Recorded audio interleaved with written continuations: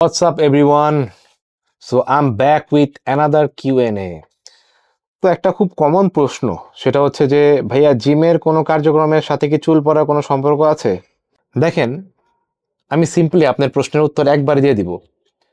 আমার ফাদারেরও চুল পড়ে গেছে। আমার ফাদার কোনোদিন জিম করে নেই, জিমের ধারে কাছেও যায় নাই। আমার চুল কম, আমার চুল পড়ে গেছে।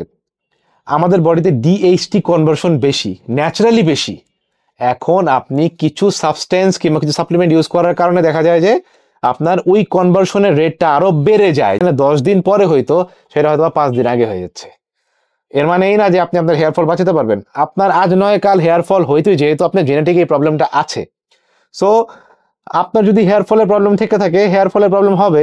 তো এটার সঙ্গে জিম করার সাথে কোনো সম্পর্ক নেই ভাই। আরেকটা ব্যাপার কি জানেন, যত মানুষ যাদের দেখতেছেন হেয়ার ফল হয়ে গেছে, আনফরচুনেটলি তারা বডি বিল্ডার এবং তাদের বডি অনেক ভালো, যার কারণে তারা চোখে পড়ে মানুষের। এবং যাদের চুল জেনেটিকলি এমনি পড়তেছে, তাদের বডি না থাকার কারণে তারা মানুষের চোখে পড়ে না। এই কারণে আসলে কিছু করার নাই। Thanks for watching.